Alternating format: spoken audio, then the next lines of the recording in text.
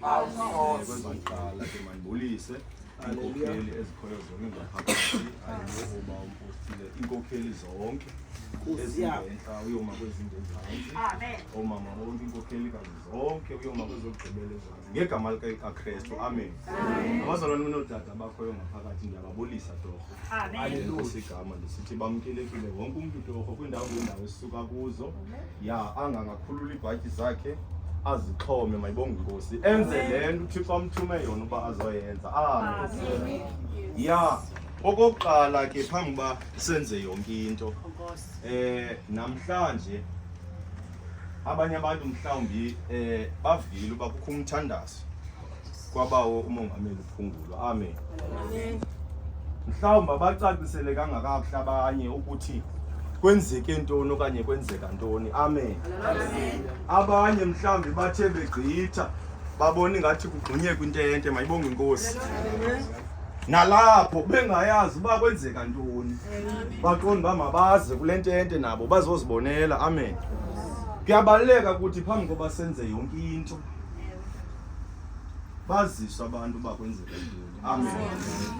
Silapha namhlanje ngokuthi kwehle isehlo uba umongameli uPhungulwa washiywa ngutatakhe apha ezintsukwini.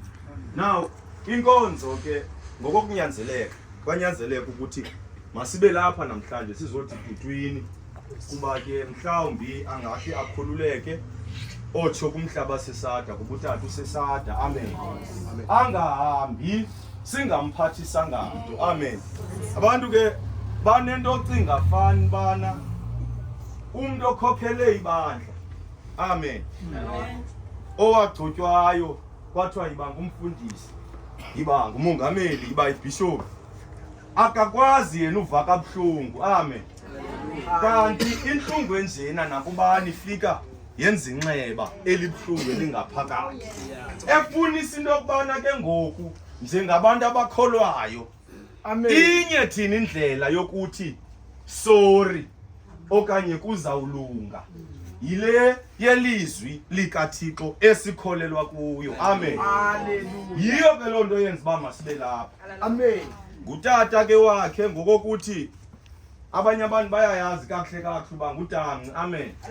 BaseXhoseni niyayazi ubana uba uGodwana uTakweyela ngunyana wakhe ngoku ingunyana kamkhulwa wakhe. Uba uBishop uVovo unyana wakhe ngoku ingunyana kamnina wakhe. Sitsho kwisixhosa sihamba olo hlobo amen. Now utata wakhe mayibonge Inkosi esiXhoseni esintwini silapha ke ngaloo nto leyo. Now sayiva ke zazisweni ubana kuzawubuya kuthweni xa kuzawuphuma ingoma amen. Phambi koba ke sithathe ingoma sizovuthi kuthini namhlanje ndiyacela mani sisebenzisane ngeyona ndlela enkulu njengabantu abakholwayo bakaThixo amen. Singogqithwa ngabantu basestratweni mayibonge Inkosi. Sizinkonzo ngenkonzo abanye ngabamelwane abanye yifamily mayibonge Inkosi. Kodwa kule nkonzo sinikwe ukufundiswa ukuthi amen kuyobelwana kuyaqhekezelwana amen. Siyinkonzo engenamona mayibonge Inkosi. Now uba omasgroup apha bahlanu angathi umasgroup aziqhawula izandla manthuthu ubethe xa umbona omnye ngathi le ingoma uyayipasa umnike kuba siyobelana asinamona kule nkonzo mayibonge Inkosi. Okunye ndithe xa ndijonga imvume apha inoba ziyi-15 kanibala amen. Now ithi ke loo nto leyo uzawubetha nje ubethe unikele komnye amen. Kodwa yonke lento siyenze ngeorder mayibonge Inkosi. Kuba inkokheli yale nkonzo uba uBishop uDr JW Godwana uthanda into ene-order. Sifundiswe i-order singadibani nabantu bekhuthana apha ngengoma ibe into engena order. Sinikani chance amen. Ngoku ke kwingoma nje ezimbini esizazithatha kuba ingathi iqabaka ndiyayiva ingathi noko isalele siyikhulule sizawuya ke ngoku sive uThixo ubuthini emveni koko sibhekeni phambili ngenkonzo amen. Jesu phila phakathi phila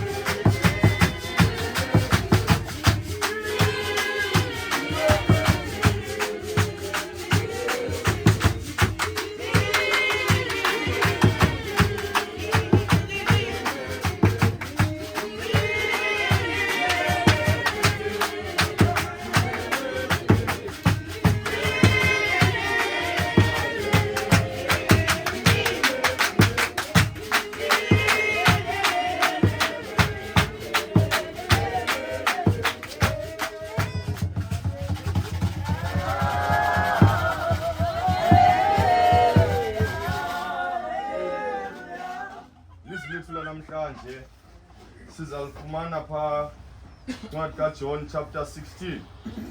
Sawubamba imiqolo ibe mibini 32 and 33. Ubunqoko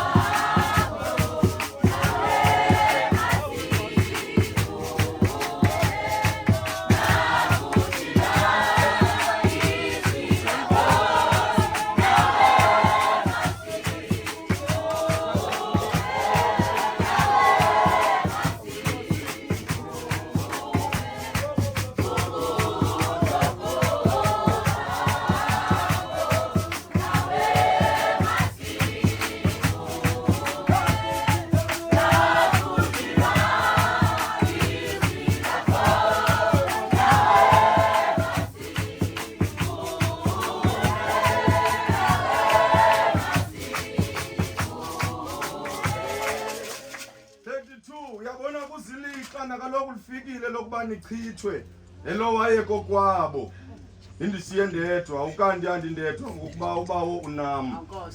33 ezi zinto ndizithethile kuni ukuze nibe noxolo kum. Ehlabathini yakuba nembandezelo enkulu, ngoko ke yomelelani naniloyisile ihlabathi. Amakhukhu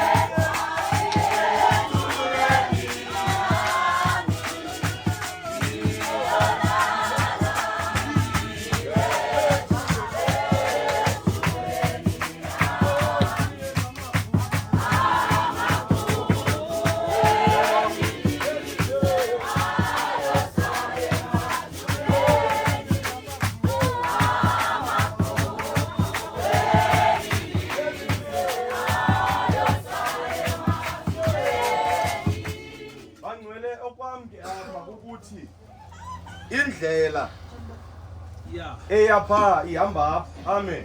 Hallelujah. Kuzawuza abantu njengoba benditshilo uba sizindidi ngeendidi ezininzi zabantu abalapha. Ingilowo mhlawumbi ufuna uzisa imessage, ufuna uphathisa utata umphako okanye ufuna uzisa ibhandeshi lakhe lothuthuzela. Ndifuna ke angaphindi umuntu ajike nalo. Andizuthi uba bazaba bangaphi, but xa lifikile ixesha salibona mna ndithi stop, and then emveni koko into ezawukwenzeka inkokheli le irenki ayiphezulu kakhulu.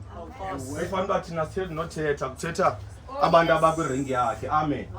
Into ekunayo ke yonke into enkonzweni ine-stages iqala phantsi.